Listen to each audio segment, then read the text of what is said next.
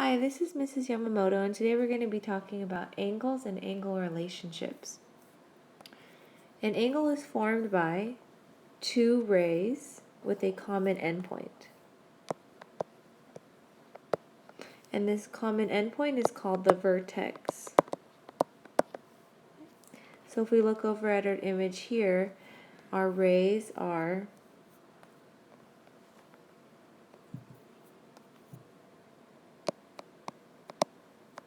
ray AB and ray BC.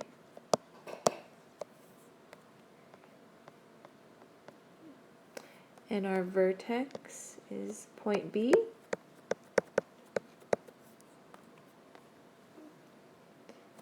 Other things to note that the rays are called the sides. And we name an angle using 3 letters. And the middle letter must always represent the vertex. You can also use a single letter if there's only one angle located at the vertex. When referring to the measure, use a lowercase m and then the angle symbol with the 3 letters and equals and then the measure of your angle. Basic types of angles, we have acute, obtuse, and right. Acute we know is less than 90. Obtuse is greater than.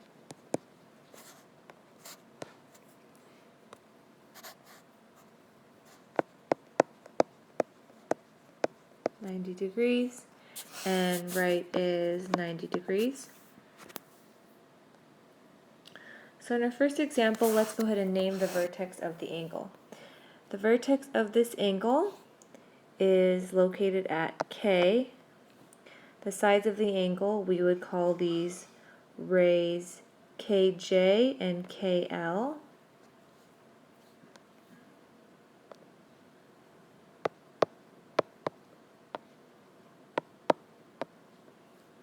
And 3 different ways we can name the angle. We could name the angle JKL. We could name the angle LKJ, or we could name the angle K. We would classify this angle as obtuse.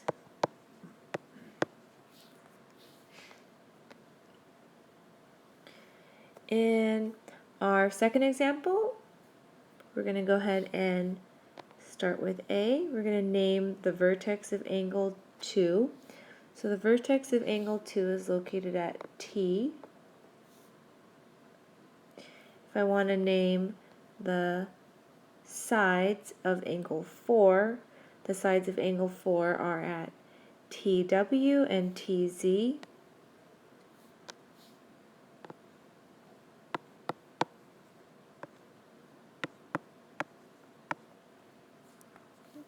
Next, I want to write another name for angle 3. Another name for angle 3 would be UTZ, angle UTZ.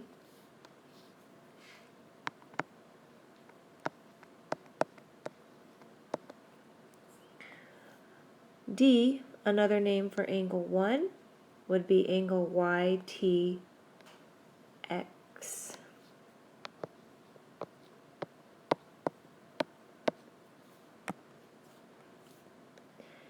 I want to name the sides of angle 5. The sides of angle 5 are at TY and TW. Those are the 2 rays. TY and TW.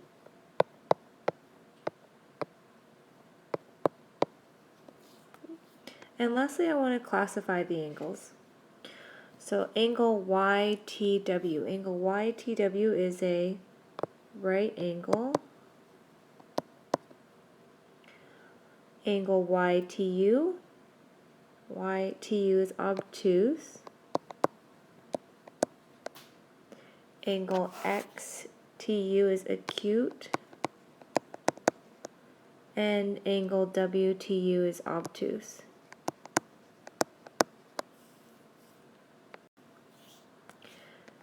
So here we're going to talk about different angle relationships.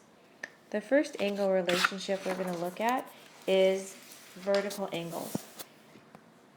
Two angles that are across from each other on intersecting lines are always congruent. So for example, if I have two lines that intersect, say I have angles 1 and 2, angles 1 and 2 are congruent, or they have the same measure. Next, let's look at a linear pair. A linear pair are two angles that are adjacent and supplementary. They form a straight line. So here is my straight line. Let's say I have a ray and my two angles are 1 and 2. Angles 1 and 2 are a linear pair because they're adjacent, they're next to each other, they're supplementary. The sum of them equals 180, and they also form a straight line. Next relationship, supplementary, any two angles whose sum is 180 degrees. So for example, if you have an angle that is obtuse at 120 and another angle that is acute, let's say 60 degrees, their sum is 180, they are supplementary. Complementary angles, any two angles whose sum is 90 degrees. Let's say I have an angle that is 70 degrees and another angle that is 20 degrees. Those angles are complementary because their sum adds up to 90 degrees. Our last angle relationship is adjacent angles, two angles that are next to each other and share a common side. So here is an example of adjacent angles. Angle 1 and angle 2 are next to each other and they share a common side. This right here is their common side. Let's go ahead and practice finding angle measures using the angle relationships we just talked about. On number 1, these are vertical angles. If these are vertical angles are congruent. That means x is going to be equal to 112 degrees. On number 2, these are complementary angles. These are complementary angles. That means that x plus 68 is equal to 90 degrees. So x is equal to 22 degrees. On number 3, I'm looking at a linear pair. The sum of a linear pair is 180 degrees. 124 degrees plus x is equal to 180. So x is equal to 56 degrees.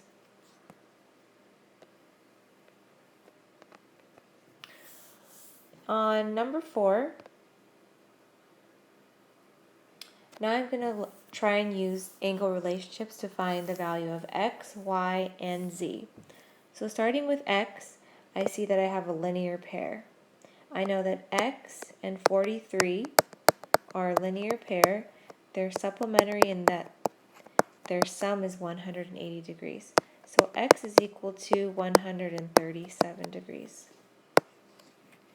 If I know that x is equal to 137 degrees, and I see that x and z are vertical angles, that means that z is equal to 137 degrees. The other thing I notice is that y is vertical to this angle here that I was given the value of as 43 degrees, which means that y is going to be equal to 43 degrees.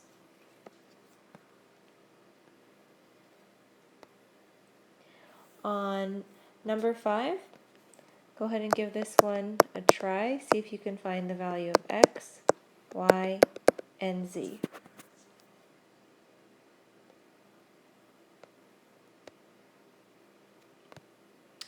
Number 6, angle D and angle E are vertical angles. If the measure of angle E is 105 degrees, find the measure of angle D. So use what you know about vertical angles to find the measure of angle D.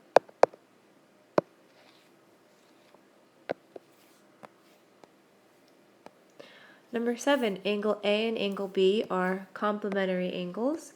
If the measure of angle A is 42 degrees, find the measure of angle B. Use what you know about complementary angles to find the measure of angle B. And go ahead and take some time to finish also numbers 8 and 9. Alright, looking at number 10, we're going to use algebra to solve for missing measures. So if we look at number 10, I see that I have two intersecting lines.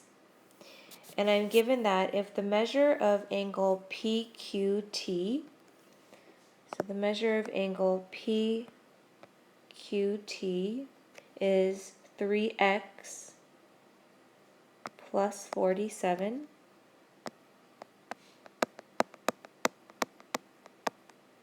So that would be this part here is PQT. And the measure of angle SQR is 6x minus 25. So look at SQR. It's located right over here. 6x minus 25. So this right here is PQT. And it is vertical to angle SQR, which is 6x minus 24.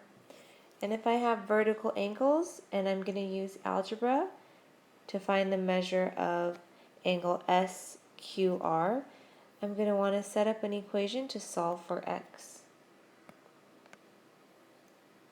So the equation that I'm going to set up is 3x plus 47 is equal to 6x minus 25. And I can set this equal to each other because I have vertical angles, and vertical angles are congruent. So if I go ahead and solve for x here, you can see I'll get 3x plus 47 is equal to negative 25.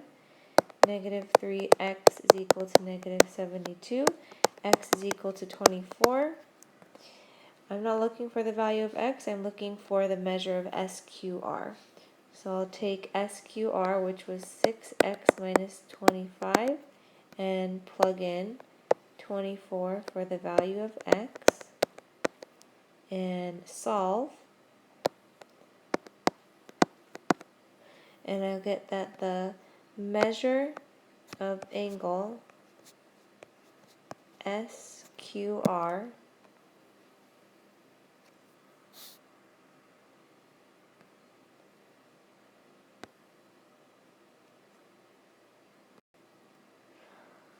the measure of angle SQR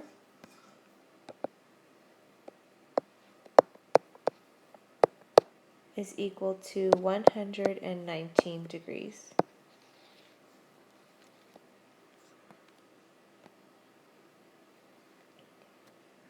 So using algebra, see if you can solve for two more missing measures. In number 11, see if you can find the measure of angle DCE. And in number 12, see if you can find the measure of angle KNM. Don't forget to keep in mind the angle relationships that we took notes on the previous page.